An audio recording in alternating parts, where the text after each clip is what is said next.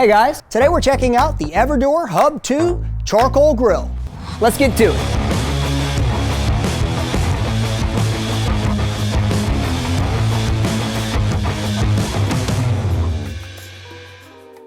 Let's start out with features. The first thing I'd like to show you is the electronic control panel up front.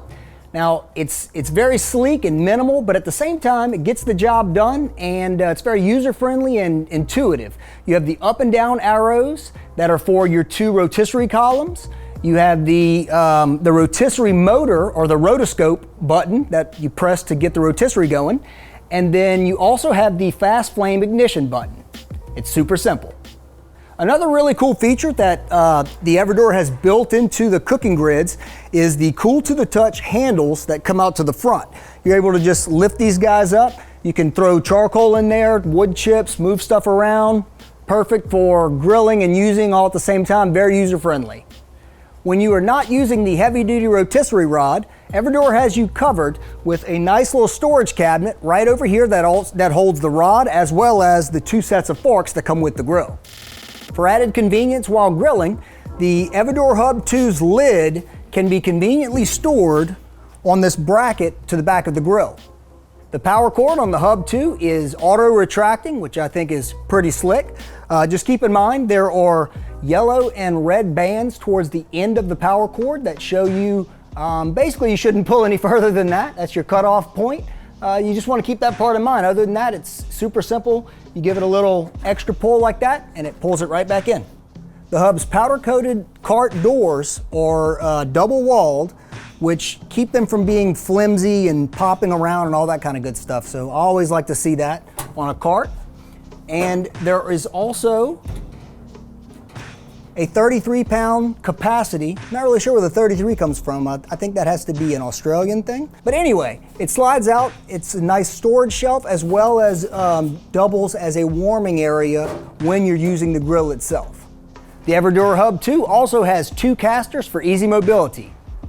Now let's look at quality, starting with the materials of the lid and cart for the HUB II. They are both powder-coated steel, and the lid measured in right at 18 gauge steel, and the cart body measured in at 14 gauge.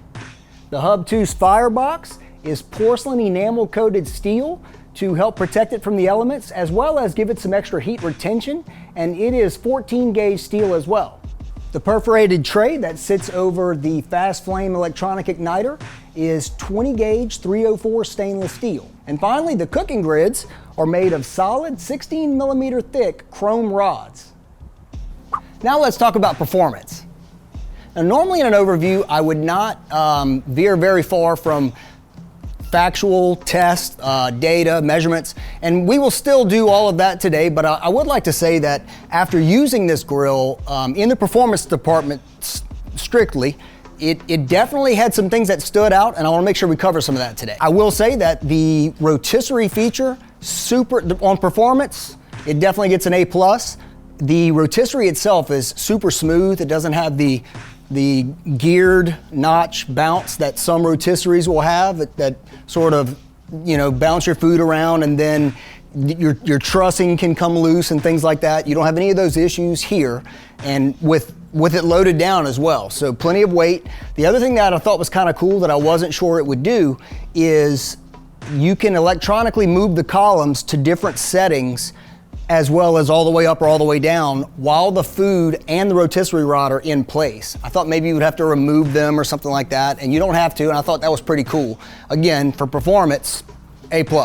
Now, when looking at the actual grilling area and the space and the type of grilling, a lot of things that I read and researched said, well, this is basically just a kettle, the coal is very close to the cooking grids and all those good things, and I assumed that to be correct as well. But when I cooked with this unit, what you find is, so a kettle has the rounded shape, and gravity is going to bring all your coal down, and you can't just loosely scatter them how you want and set your heat exactly how you want it. It kind of does it for you within reason. You could put side baskets, but then again, your coal has to stay to the sides and there won't be any in the center or however you set it up.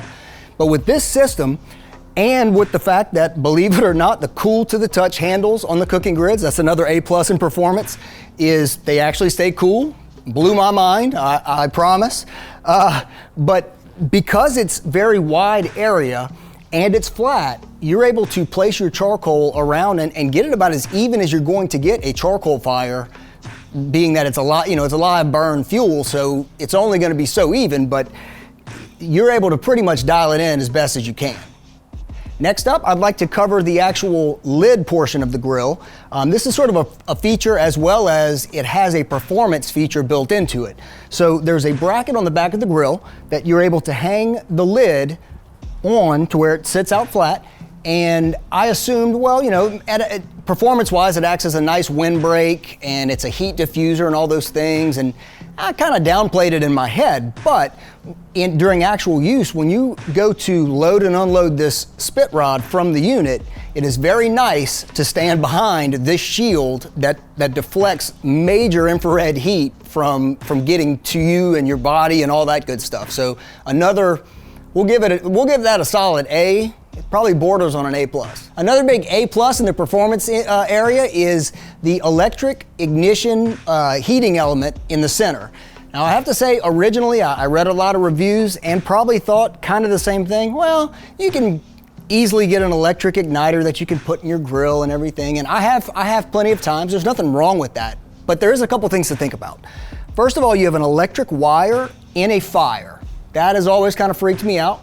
If you get past that part, you have to pull the element out that's sitting underneath your charcoal. So now your organized or set up charcoal is certainly not. This system, it's built in, you don't have to take it out, press the button in the middle of cooking or whenever else to heat your charcoal. I promise you there's a huge difference between what they have set up here and just using an electric element that you can buy generically.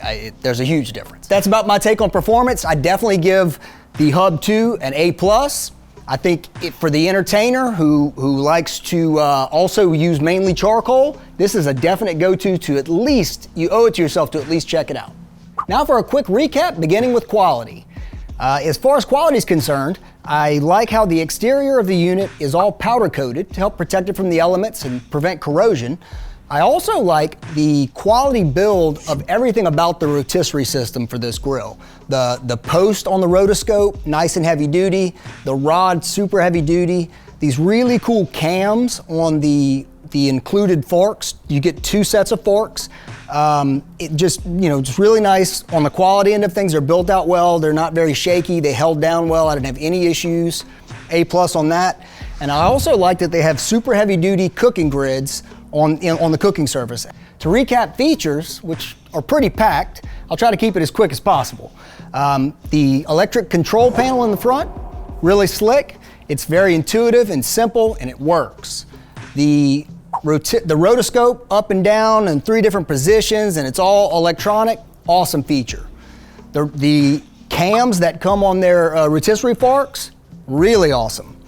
The cool to the touch handles that actually work, I promise, they actually work. That's A+ to those guys. Hopefully I'll meet them one day and give them a handshake for that. And to wrap this up, we'll talk performance.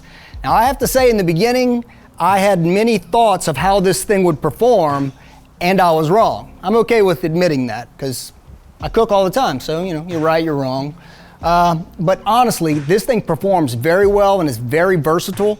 The things that I explained earlier, as far as the build, the flat qualities of it, you being able to spread the charcoal out the way you need to, the build quality that goes with it, the size for the performance, it kills it.